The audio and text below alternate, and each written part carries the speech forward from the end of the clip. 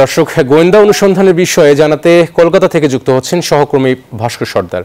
ভাস্কর, গোয়েন্দা অনুসন্ধানের বিষয়ে সবশেষ কি তথ্য আছে আপনার কাছে? একেবারেই দেখো, কিছুক্ষণ আগে যে 6টা গাড়ি গোয়েন্দাদের দপ্তর থেকে বেরানো হয়েছিল সেই গাড়ি কিন্তু ফিরিয়ে নিয়ে আসা হয়েছে এবং পশ্চিমবঙ্গে যে এসটিএফ স্পেশাল টাস্ক ফোর্স সেই আবাসনে কিন্তু কিছুক্ষণ আগে ঢুকিয়ে দেওয়া হয়েছে। গোয়েন্দাদের তরফ থেকে যেটা বলা হয়েছে, তারা যে অভিযুক্ত জিয়াদ এবং তার সঙ্গে যে আরেকজন চালক ছিলেন জুবের, এরা দুজনেই বলেছে যে রাতের অন্ধকারে তাদের কিছু বুঝতে অসুবিধা হচ্ছে রাস্তাঘাট, এবং এর পাশাপাশি গোয়েন্দা দপ্তর থেকে যে লাইট দিয়ে বিভিন্নভাবে কাজ করার চিন্তা ভাবনা করেছিল, কিন্তু রাতের অন্ধকারে কাজ করতে তাদের সমস্যা হচ্ছে এবং যে কারণে এই গোয়েন্দা দপ্তর মনে করেছে যে এখন এই মুহূর্তে এসটিএফ ভবনে নিয়ে যাও, আগামীকাল সকাল থেকে অভিযান শুরু হবে। আমি আবার বলছি, আগামীকাল সকাল থেকে এই দুজনকে নিয়ে অভিযান শুরু হবে এবং এই সাথে সাথে গোয়েন্দা কর্তার থেকে আমরা একটি তথ্য পেয়েছি যে জিয়াদ হাওলাদার, যাকে আজকে বনগাঁ অঞ্চল থেকে গোয়েন্দা পুলিশের তরফ থেকে গ্রেপ্তার করা হয়েছিল, সেই জিয়াদ হাওলাদারকে কিন্তু কালকে বারাসাত আদালতে তোলা হবে। ফলে এখনো পর্যন্ত যেটা আমরা জানতে পারলাম যে তাদেরকে নিয়ে তদন্তে যাওয়া হয়েছিল, 6টা জায়গায় ভিজিট করা হয়েছে, কিন্তু রাতের অন্ধকার, কিছু জলাশয় এবং কিছু আবর্জনার জায়গা,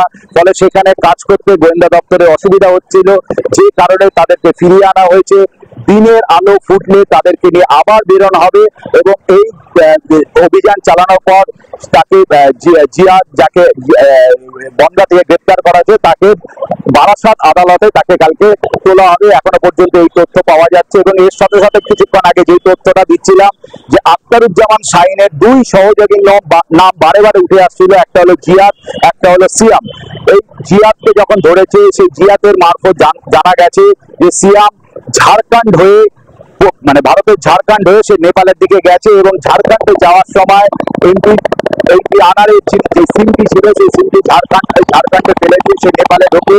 সেই গোয়েন্দা দপ্তরের থেকে জানা গেছে যে এখন সে কোন জায়গায় আছে সিয়াম, সেটা কিন্তু তাও জেনেছে গোয়েন্দা দপ্তর।